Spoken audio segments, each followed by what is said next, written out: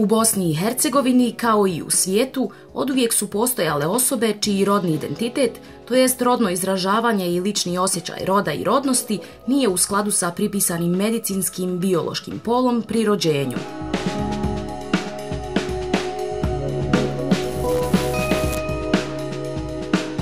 Kroz istoriju je poznato mnogo takvih osoba koji i koje su odbijali i odbijale da se povinuju rodnim normama i ulogama koje društvo od njih očekuje na osnovu njihovog spola.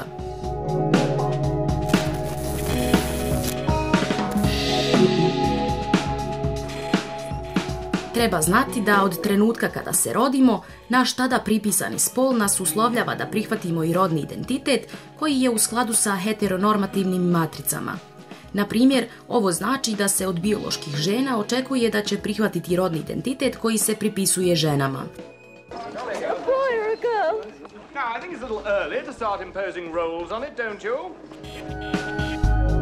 Hajde da definišemo spol. Spol je društveno uvjetovana medicinska i zakonska klasifikacija bioloških karakteristika koja dijeli osobe na samo dvije kategorije, žensku i mušku, i to prvenstveno na temelju vanjskih spolnih organa. Za razliku od spola, rod je društveni konstrukt spola koji sam po sebi određuje društvene uloge muškaraca i žena. Također, rod može biti i individualni konstrukt vlastitog identiteta ili izražavanja koji potvrđuje, negira ili nadilazi društveno zadate i formirane spolne i rodne uloge muškaraca i žena, kao i cijelu binarnu osnovu muškog i ženskog. Stoga rodni identitet osobe predstavlja lični doživljaj sebe.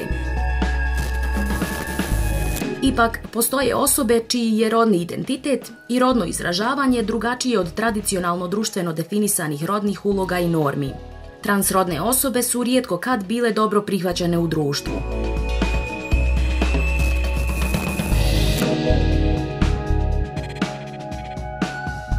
Živjeti kao transrodna osoba znači boriti se svakodnevno sa heteropatrijarhatom u pogledu oblačenja, ponašanja, normi, rodnih uloga. Transrodnost se ne bira i nema veze sa seksualnom orijentacijom.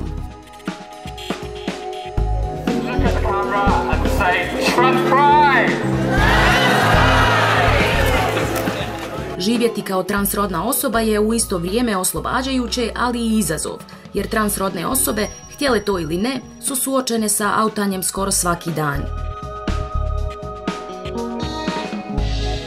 Transrodne osobe od najranije dobi znaju ili osjećaju da su trans. Nakon prihvatanja sebe i suočavanja sa okolinom, nastavlja se borba sa sistemom. To jeste pravnim priznavanjem osobe, njenog digniteta i identiteta.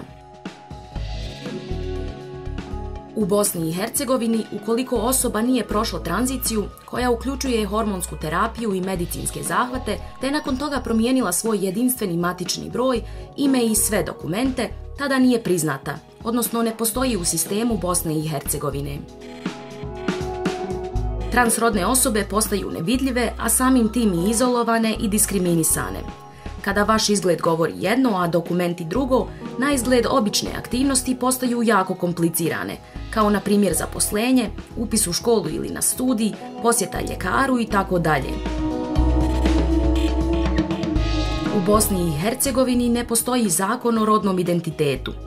Postojanje takvog zakona bi omogućilo transrodnim osobama uživanje prava i sloboda koje su zagarantovane Ustavom ove zemlje.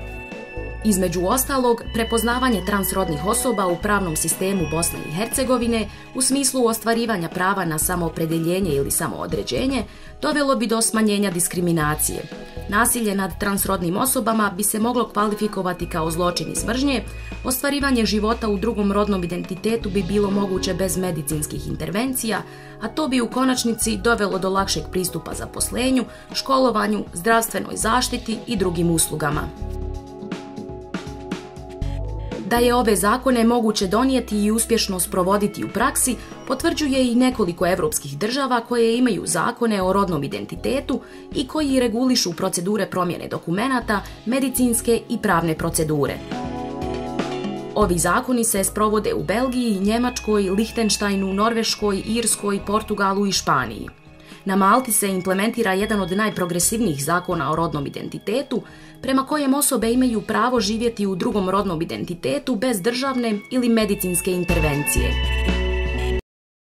Bosna i Hercegovina ima obavezu da prepoznaje potrebe i štiti prava transrodnih osoba kao i svih drugih građana i građanki. I donošenje zakona o rodnom identitetu bi bio jedan od prvih koraka u ostvarivanju boljeg i dostojanstvenijeg života transrodnih osoba u Bosni i Hercegovini.